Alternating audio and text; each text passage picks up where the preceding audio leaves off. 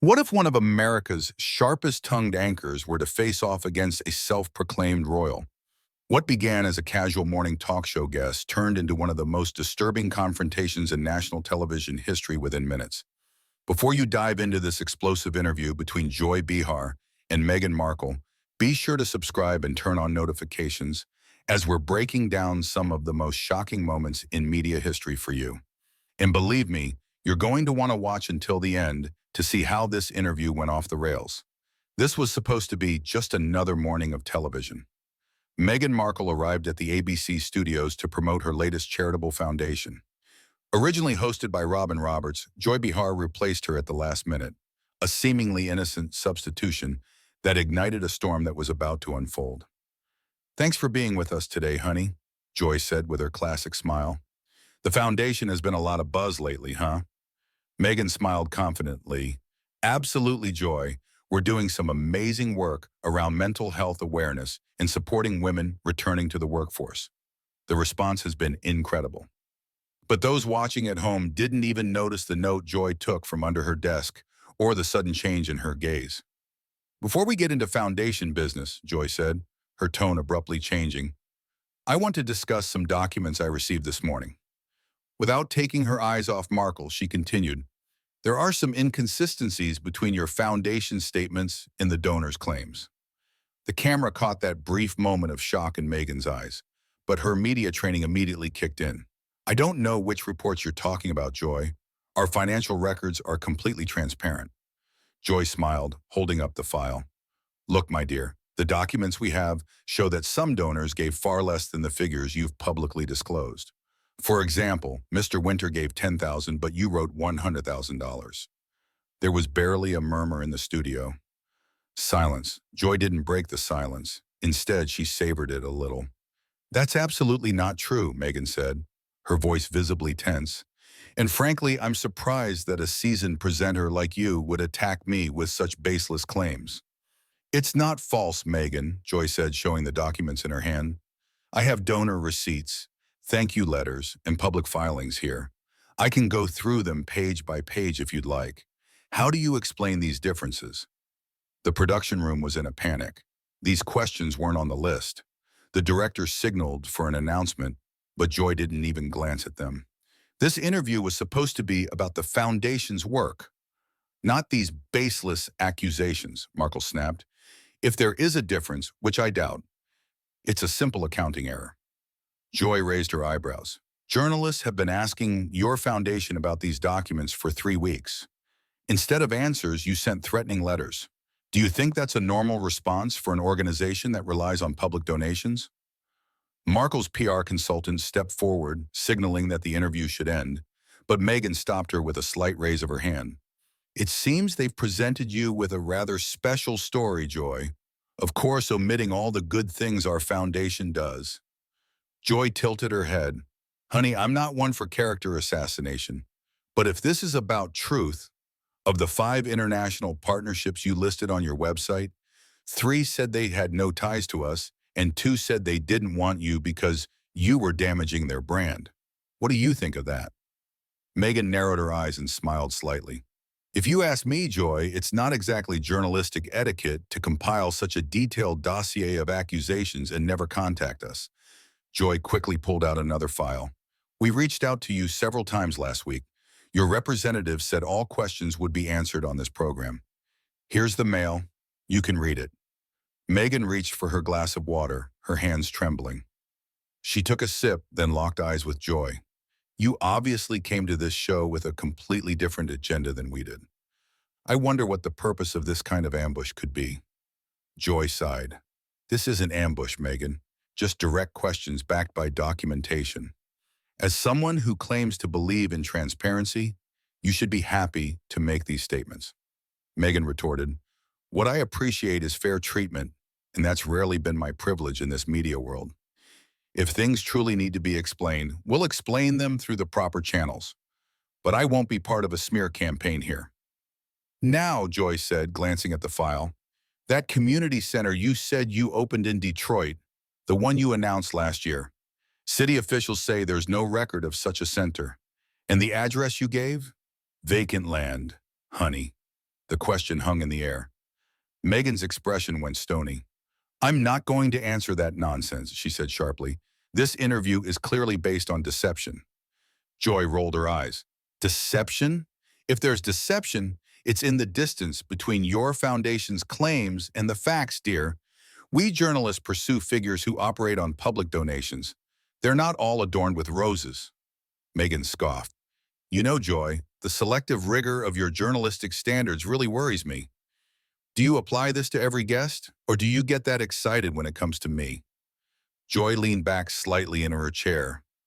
Look, honey, for 30 years, I've asked tough questions of prime ministers, CEOs, even two parrots. Your foundation has raised millions of dollars, and its claims are exaggerated at best, fabricated at worst.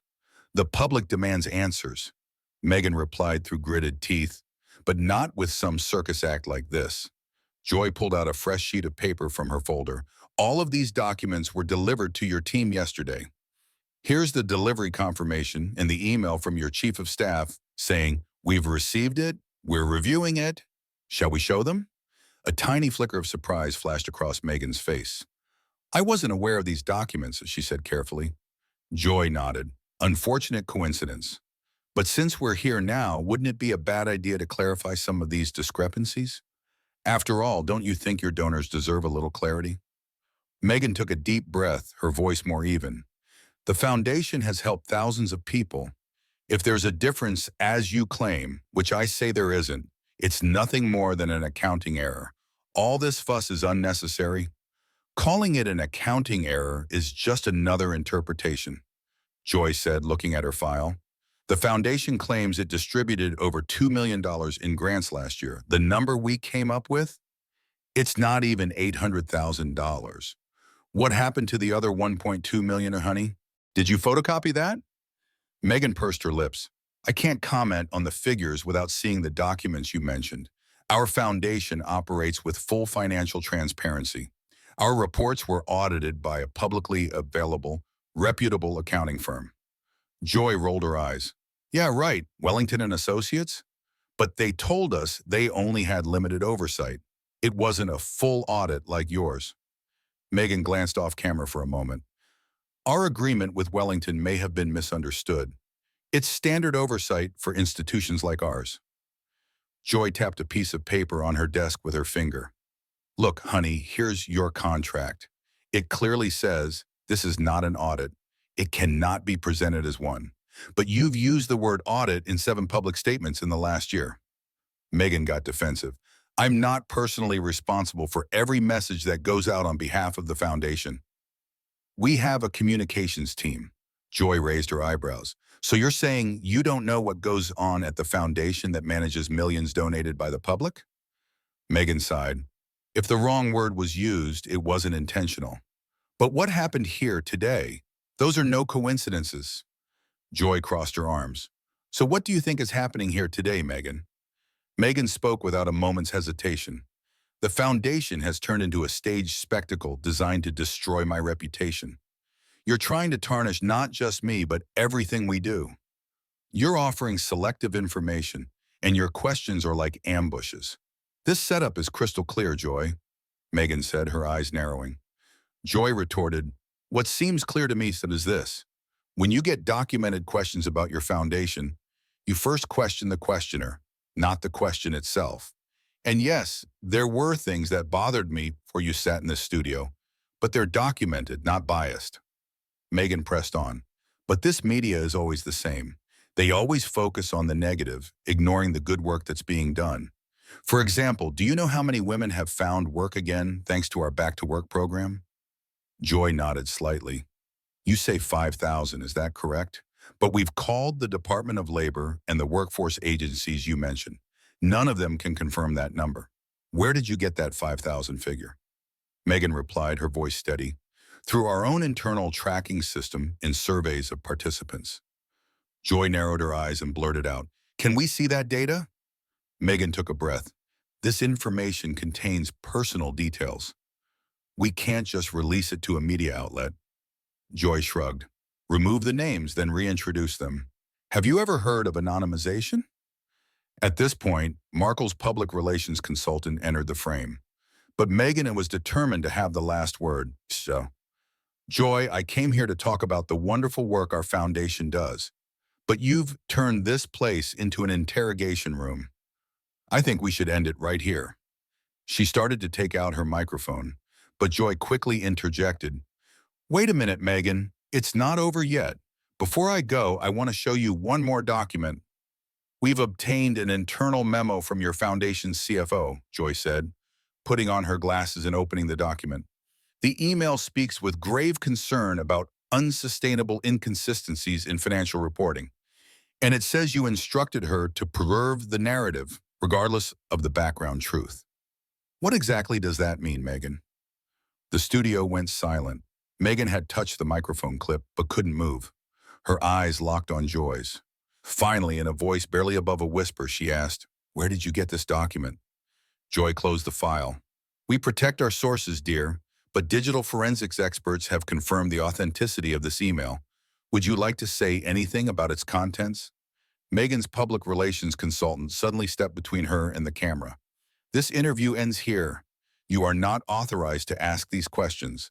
My client will not respond further." Joy turned to the camera, her voice steady. "We extended an open invitation to the Markle Foundation to review and respond to the documents. That invitation still stands. We will share any subsequent statements with you." The broadcast continued. The entire country watched the guests leave the studio live. Back in the studio, Joy was sitting in her chair, sorting through files. "Wow," she said with a smile. "Think it's time to go to commercial." After a short break, Joy returned alone. She turned to the camera. "For those of you who are just tuning in, we just spoke with Meghan Markle about her foundation. She and her team left the broadcast. However, we are confident in the documents we presented and the questions we posed." At this point, Robin Roberts joined the studio. "Joy, what we just experienced was truly unexpected," she said. "Can you briefly explain what happened?" Joy nodded. "After months of investigation, we investigated the foundation's financial discrepancies. All the documents were verified by multiple sources and delivered to Markle's team yesterday afternoon." "And did the team confirm receipt?" Robin Roberts asked. Joy replied succinctly, "Yes, we have email confirmation." "That's why we were surprised by her response this morning," Joy said, reaching for the screen and displaying a graph. "We've reached out to her numerous times over the last 3 weeks. Each time we were told all questions would be answered on this program." Suddenly, an announcement came through the headset. Joy turned to the camera. "I hear Meghan Markle's public relations consultant is on the line. We're moving to that contact now." The consultant's voice filled the studio. "Good morning. First of all, I want to point out that my client was cornered today with accusations that didn't provide sufficient advance notice. The documents Mr. Behar mentioned were sent only 24 hours ago to an unimportant general email address." Joy raised her finger to speak. "But I have an email from your general counsel sent at 2:17 p.m. yesterday saying, 'We have received the documents and will review them before broadcast.' Would you like me to read them on air?" There was silence. Then the consultant replied, "My client was not personally informed of the documents. There may have been a serious breakdown in communication within the team." Joy narrowed her eyes. "So you're now admitting to receiving the documents?" The consultant continued in a conciliatory but firm tone. "The documents may have been received, but this has left Markle unable to prepare for these specific allegations. We intend to thoroughly review all the documents and respond at the appropriate time." Joy nodded. "Our door is open. Meghan is always welcome. We can discuss any questions she has if she's ready and willing." "We'll consider it," she said, and the connection was cut off. Robin Roberts spoke up again. "So what's next in this investigation, Joy?" Joy closed the folders. "We will continue to pursue the documents. We have a pattern of serious financial misrepresentations at the foundation, and it raises serious questions about its operation. Especially with foundations that raise funds, the public demands and deserves transparency," Joy said solemnly. Then she relayed the voice in her earpiece. "Markle is outside the building, making a statement to the media. We're bringing her live immediately." The screen cut to outside the ABC studios. Meghan, her voice firm, said, "What happened in the studio today wasn't journalism. It was an orchestrated attack to discredit the important work of our foundation. Mr. Behar had no intention of discussing the assistance we provide to women." A reporter from the crowd shouted, "ABC claims that documents were sent to your team in advance. Is that true?" Meghan nodded. "No documents were personally forwarded to me, so the questions caught me off guard." Another reporter called out, "Will you address the specific allegations of financial discrepancies?" Meghan said confidently, "Our foundation operates with complete transparency. The allegations of financial improprieties are false. Of course, our work can be audited, but not through ambush interviews designed for ratings." A third journalist asked, "What do you have to say about the internal email your CFO allegedly sent you, telling you to preserve the narrative, regardless of the facts?" Meghan replied, "I will not take seriously any documents whose contents have been leaked, taken out of context, or altered. Our foundation stands by all of its activity reports." The broadcast returned to the studio. Joy Behar spoke directly to the camera. "Of course, Miss Markle is free to present her own perspective on what happened today, but I must be very clear. Every question I asked today is based on documents verified by our investigative team. This was not a stunt. This was a moment of reckoning." Robin Roberts interjected, "That email you mentioned in particular, it was quite shocking. Can you tell us more?" Joy replied, remaining serious, "The email was sent to Meghan approximately 3 months ago by the foundation's CFO. It clearly states that there were unsustainable discrepancies in the foundation's financial data and that the public was instructed to preserve the narrative despite these discrepancies." The CFO's email contained dire warnings about unsustainable inconsistencies in the foundation's financial reporting, Joy said, showing the documents. But what was truly striking was Meghan's claim that she told the CFO to maintain the narrative regardless of the background. Robin Roberts asked, "Has this email been verified?" Joy nodded. "Yes, more than one way. Its digital signature has been verified by forensic experts. Two separate sources within the foundation have also confirmed the email chain." The broadcast cut back to outside the studio. Meghan was declaring before the cameras, "I have dedicated my life to serving people. My foundation exemplifies that commitment. Despite these baseless attacks, we will continue on our path." A reporter from the crowd called out, "Are you going to sue ABC News because of today's interview?" Her public relations consultant replied, "We are currently considering all legal options." Another reporter shouted, "Have two of your board members resigned in the last hour?" Markle paused. Her advisor leaned over and whispered something in her ear.